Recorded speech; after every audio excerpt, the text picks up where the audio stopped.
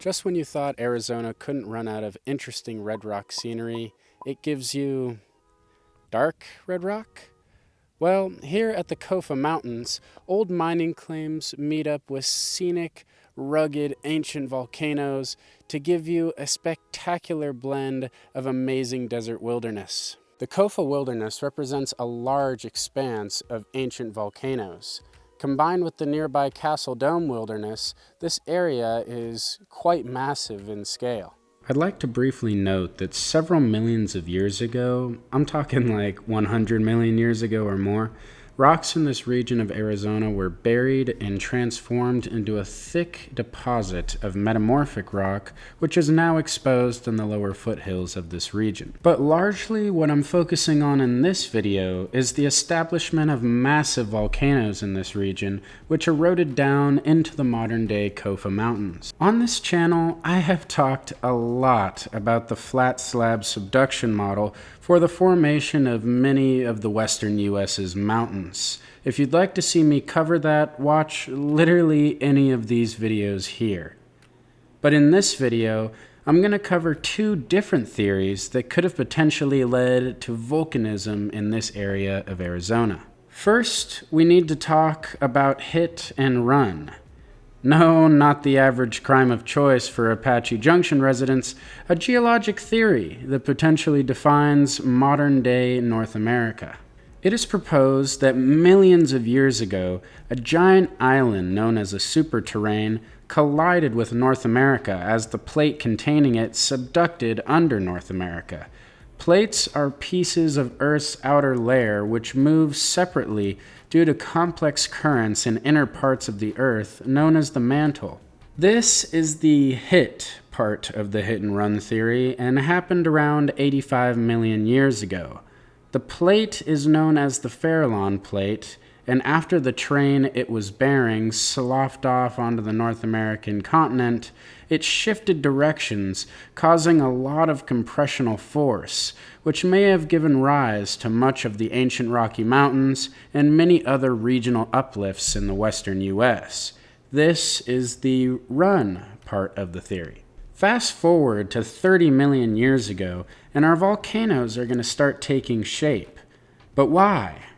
Well, when plates subduct under other plates, they can do this unique thing called a plate rollback.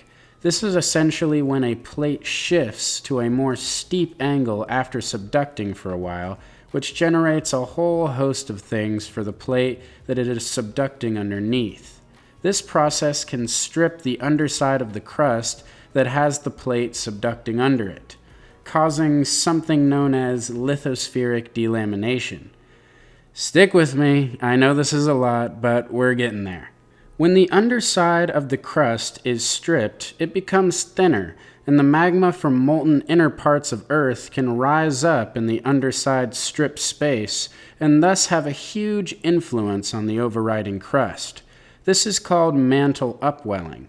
The pressure exerted by the upwelling magma can extend the crust above it, and since the crust is a solid material, when it extends, it cracks. These cracks show up in the form of faults, which are essentially just big cracks/channels, which form to compensate for the stress being put onto the crust. Ancient faults that were active in this area millions of years ago brought up magma in mass, creating several volcanic complexes and calderas that created massive volcanoes akin to the likes of modern-day Mount Rainier. These volcanoes dominated a large part of Arizona at the time, and ancient calderas can be found all throughout the south and western parts of the state.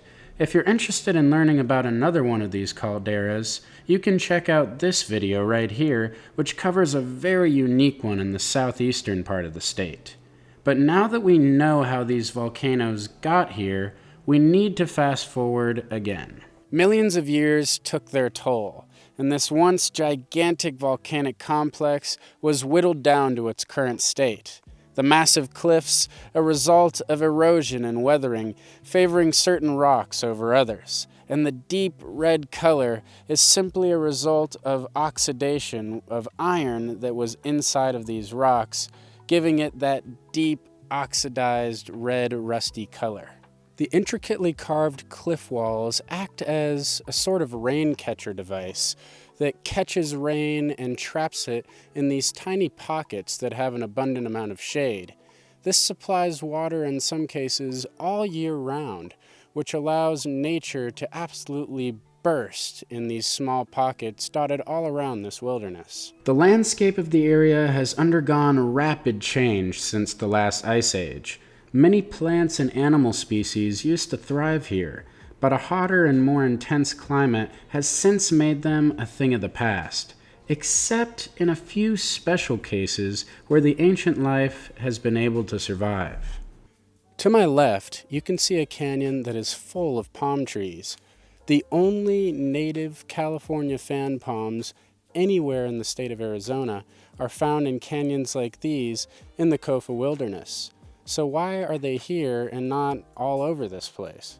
Well, they used to be, but really harsh conditions have relegated them to these canyons where they have an abundant amount of shade and surprisingly some water. The Kofa, which by the way is named after the King of Arizona mine which used to operate in this region, is now a wilderness preserve. It was established as such to protect the bighorn sheep of the area as well as the extensive desert bird life. Thank you very much for watching this video. If you enjoyed, please be sure to leave a like and comment. Subscribe for more content. I post new geologic deep dives every 2 weeks.